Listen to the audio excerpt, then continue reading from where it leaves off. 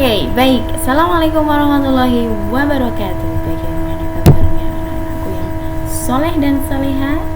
Insya Allah semuanya dalam keadaan yang sehat dan dalam lindungan Allah. Amin.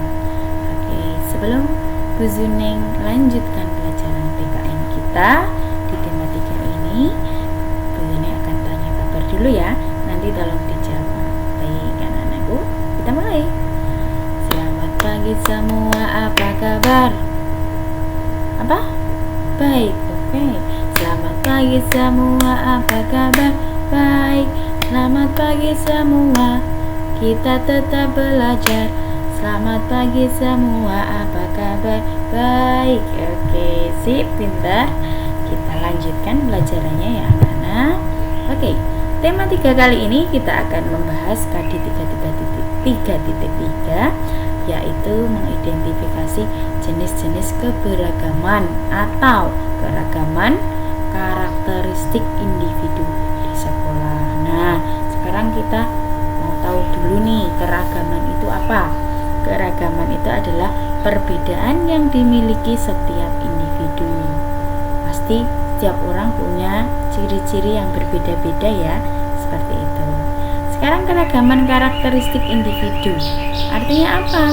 Perbedaan ciri-ciri khusus pada setiap manusia. Nah, setiap manusia itu pasti punya ciri-ciri yang berbeda-beda. Misalnya di rumah ada ayah, ibu, kakak, adik, pasti keempatnya akan memiliki ciri-ciri yang berbeda. Misalnya ayah agak gemuk, ibu kurus, adik tinggi dan sebagainya. Oke.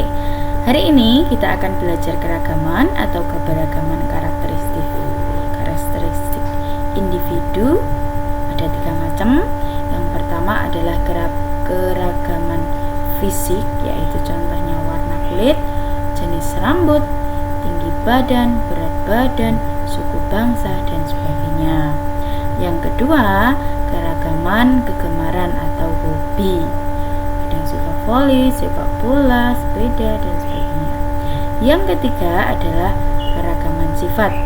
Sifat di sini tentunya sifat yang baik ya, yang nggak baik tolong jangan dilakukan. Misalnya rendah hati, tidak sombong, suka menolong, rajin dan sebagainya. Baik anak-anak, kita lanjutkan. Di sini akan berikan contoh ya. Nah, ini yang contoh pertama adalah contoh keragaman fisik. Di sini ada anak yang rambutnya hitam, rambutnya merah, lurus, keriting, kulitnya putih, kulitnya hitam dan sebagainya. Itu adalah contoh keragaman fisik. Ya, untuk yang selanjutnya adalah contoh keragaman hobi. Keragaman hobi di sini nanti ada bermacam-macam.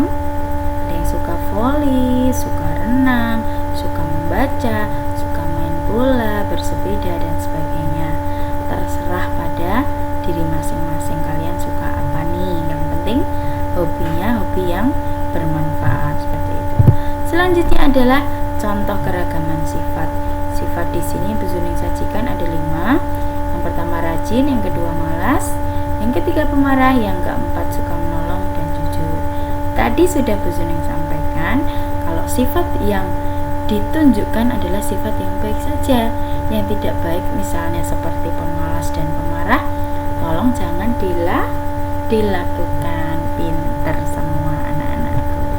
Selanjutnya yang akan kita bahas pada keragaman kali ini adalah yang pertama, keragaman karakteristik di rumah.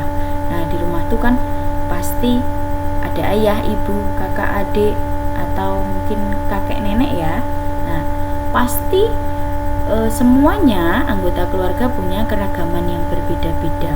Yang pertama yang akan Bu Zuning berikan adalah keragaman hobi. Nah, hobi ayah, ibu, adik, kakak pasti punya ini hobi masing-masing ya. Tidak harus sama.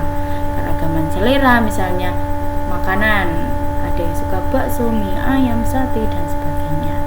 Untuk keragaman pendapat, nah pendapat itu boleh bermacam-macam. Ketika saya berpendapat A, kamu berpendapat B, tidak masalah. Yang penting kita saling rukun, saling memahami. Nah, itu namanya keragaman karakteristik di rumah. Dan masih banyak lagi keragaman karakteristik di rumah. Itu hanya sebagai contoh saja, contoh kecil, nanti kalian bisa mencari di rumah ya. Oke, selanjutnya adalah yang kedua atau yang ke B, keragaman karakteristik di sekolah. Di sekolah bisa kalian lihat ketika upacara, keragaman karakteristiknya ada banyak. Ada apa saja? Keragaman karakteristik profesi atau pekerjaan. Nah, di situ ada siswa, ada guru, ada bu guru, ada pak guru, ada pak satpam, ada pak bon yang ada di belakang, dan sebagainya. Ada yang tinggi, ada yang kurus, ada yang pendek, ya kan? Ada yang berkacamata, ada yang enggak. Nah, itu termasuk contoh dari keragaman karakteristik di sekolah, seperti itu. Kemudian yang ketiga atau yang ke C adalah keragaman agama di Indonesia. Di Indonesia ini agamanya tidak hanya satu, tapi ada 6 ya.